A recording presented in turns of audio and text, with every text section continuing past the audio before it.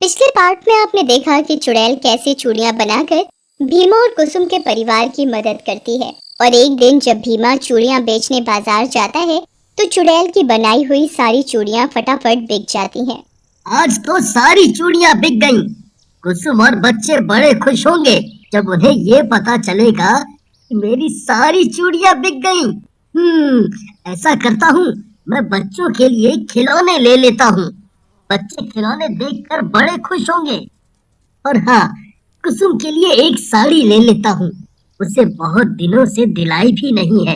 वो देखेगी तो बड़ी खुश होगी। भीमा घर पहुंचकर कुसुम को आवाज देता है। कुसुम, जल्दी आना, तो बहुत अच्छी बात बतानी है।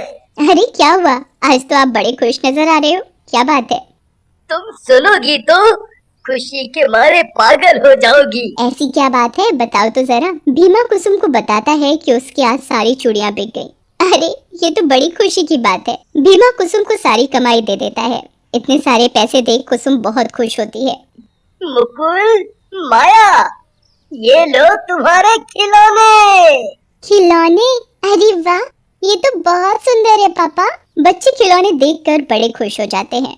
अब जल्दी से खाना खिला दो, बड़े जोरों की भूख लगी है और नींद भी आ रही है। चुड़ैल भीमा के परिवार वालों को खुश देखकर बड़ी खुश होती है। और जब घर के सभी लोग सो जाते हैं तो चुड़ैल फिर चूड़ियां बनाने लगती है और खुद भी चूड़ियां पहन पहन कर देखती है।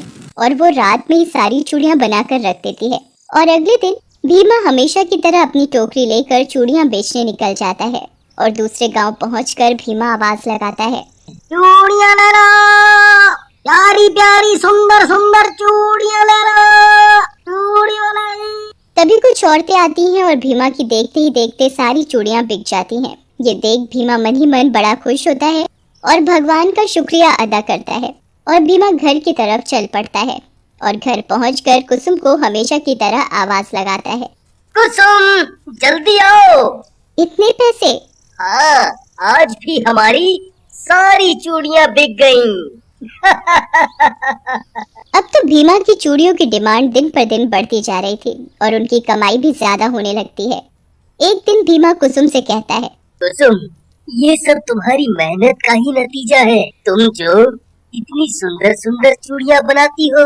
अरे कैसी बातें करते हो, मैं चूड़ियां बनाती हूँ? नहीं जी, मुझे लगा आप चूड़ियां बनाते हो। मैं चूड़ियां नहीं बनाता, तुम चूड़ियां नहीं बनाती तो फिर कौन चूड़ियां बनाकर जाता है? पता कैसे लगाएं? उनका ये सिलसिला यूं ही चलता रहा। चुड़ैल रोज रात को सुंदर सुंदर चूड़ियां बनाती थी और खुद भी चूड़ियां पहनकर खुश होती। भीमा और बच्चों को खुश होता देखकर चुड़ैल भी खुश होती। एक दिन की बात है, रात का समय था।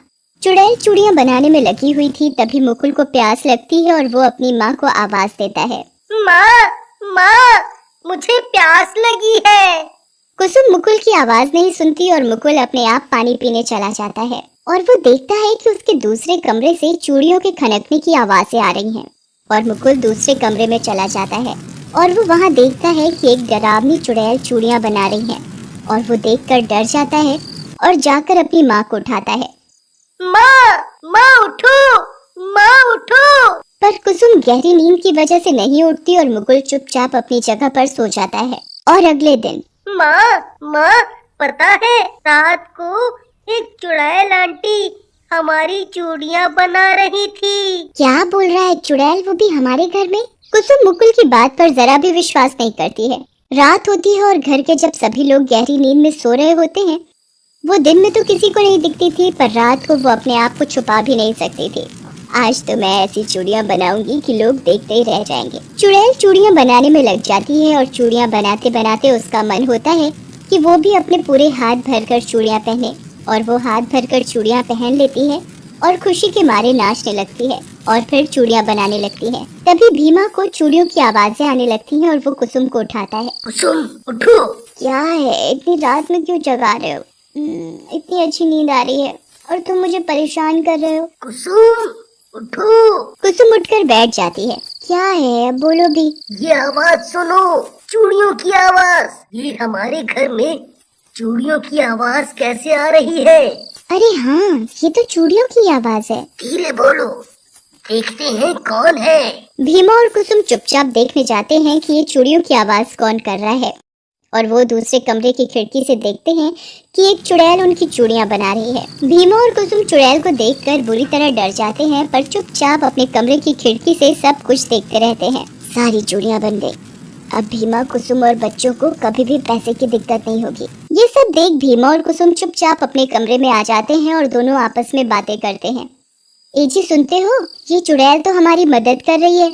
हाँ, हमें तो पता ही नहीं चला कि चुड़ैल हमारी मदद कर रही है। इसने जब हमारी इतनी मदद की है तो हमें भी चुड़ैल के लिए कुछ करना चाहिए।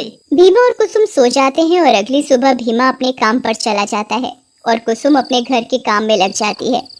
और शाम को भीमा चुड़ैल के लिए बहुत ही सुंदर साड़ी लेकर आता है और कुसुम भी चुड़ैल के लिए बढ़िया बढ़िया खाना और मिठाई बनाती है, और वो कमरे में चूड़ियां बनाने के सामान की जगह साड़ी, खाना और मिठाई रख देते हैं और चुपचाप कमरे की खिड़की से देखने लगते हैं। तभी चुड़ैल आती है और अरे ये क्या, आज तो चूड़ियां बनाने का सामान ही नहीं है, और ये क्या, इतनी सुंदर साड़ी और इतना स्वादिष्ट खाना, मिठाई भी। चुड़ैल साड़ी पहनकर बहुत खुश होती है और स्वादिष्ट खाना खाती है। आज तो मजा ही आ गया। चुड़ैल खुशी से नाचने लगती है। चुड़ैल को खुश होता देख भीमा और कुसुम भी खुश होते हैं और अपने कमरे में जाकर सो जाते हैं। सुबह हो जाती है। भीमा और कुसुम सोकर उठ जाते हैं। चुड़ैल ने हमारी बहुत मदद की है। अब हम चुड़ैल से चूड़ियां नहीं बनवाएंगे। हाँ जी, हम चुड़ैल से अब चूड़ियां नहीं बनवाएंगे। वैसे भी अब हमें किसी चीज की कोई कमी नहीं है। अच्छा चलो, अब मैं चूड़ी बेचने जाता हूँ। मैं भी अपना घर का काम कर लूँ। रात को भीमा और कुसुम फिर से कमरे में चूड़ी बनाने के सामान की जगह अच्छा अच्छा खाना और मिठाइयाँ रख देते हैं। अरे ये क्या, आज भी चूड़ियाँ बनाने का सामान नहीं है और फिर से इतना सारा खाना और मिठाइयाँ, क्या बात है। चुड़ैल सारा खाना और मिठाइयाँ खाने लगती है। अरे वाह, मिठाई में लड्डू, आज तो मजा ही आ गया खाना खाकर। आज तो मैंने ज्यादा ही खा लिया। चुड़ैल अपने हाथों में लाल लाल चूड़ियाँ देखकर बड़ी खुश होती है और फिर से नाचने लगती है। मेरे हाथों में लाल लाल चूड़ियाँ हैं, मेरे हाथों में लाल लाल चूड़ियाँ हैं। भीमा और कुसुम चुड़ैल को नाचते और खुश होते देखकर बड़े खुश होते हैं और वो दोनों अपने कमरे में चुपचाप जाकर सो जाते हैं। और अगले दिन इस चुड़ैल ने हमारी और हमारे बच्चों की बहुत मदद की है। ये चुड़ैल तो हमारे लिए फरिश्ता बनकर आई है, नहीं तो हम भूखे ही मर जाते और पता नहीं हमारा क्या होता। हमें भी चुड़ैल के लिए कुछ करना चाहिए। मतलब मैं कुछ समझा नहीं। हमें किसी विद्वान पंडित जी के पास जाना चाहिए जिससे कि इस चुड़ैल को मुक्ति मिल जाए। बात तो तुम बिल्कुल सही कह रही हो कुसुम। एक पंडित जी हैं, मैंने उनके बारे में बहुत सुना है। वो बहुत ही विद्वान पंडित जी हैं। वो जरूर इस चुड़ैल को मुक्ति दिला देंगे। भीमा और कुसुम पंडित जी के पास चले जाते हैं। भीमा उनके साथ रह रही चुड़ैल के बारे में सब बताता है। ये तो तुम दोनों एक नेक काम कर रहे हो, उस चुड़ैल को मुक्ति दिलाकर। पंडित जी, उस चुड़ैल ने हमारे परिवार के लिए बहुत कुछ किया है, तो हमारा भी कुछ फर्ज बनता है उस चुड़ैल के लिए। उस चुड़ैल को जरूर मुक्ति मिलेगी। पंडित जी भीमा और कुसुम से कहते हैं, मुझे तुम्हारे घर में एक बहुत बड़ा यज्ञ और हवन करना होगा। ये यज्ञ रात 12 बजे शुरू होगा। ये यज्ञ पूरी रात चलेगा। तुम कल यज्ञ और हवन की अच्छे से तैयारी कर लेना। मैं कल रात को तुम्हारे घर आऊंगा। रात होती है। भीमा और कुसुम सारी तैयारी कर लेते हैं। तुम दोनों ने सही से हवन की तैयारी कर ली?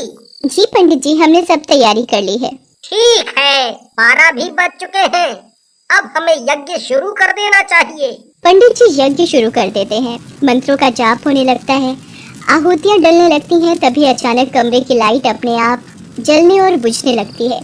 खिड़कियों की आवाजें आने लगती हैं। सब लोग अपनी अपनी जगह पर चुपचाप बैठे रहो।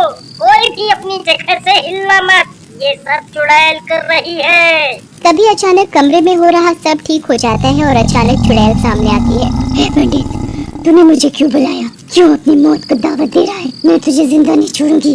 मैंने तुझे इसलिए यहाँ बुलाया है कि तेरी मुक्ति हो सके। ये सब यज्ञ हवन भीमा और कुसुम करवा रहे हैं। तूने इन लोगों की बहुत मदद की है। ये चाहते हैं तुझे मुक्ति मिल जाए। ये सब सुन चुड़ैल की आंखों में आंसू आ जाते हैं और वो रोने लगती है। मैं इतने वर्षों से भटक रही थी, तभी अचानक एक बिजली की रोशनी आती है और चुड़ैल उस बिजली की रोशनी में गायब हो जाती है।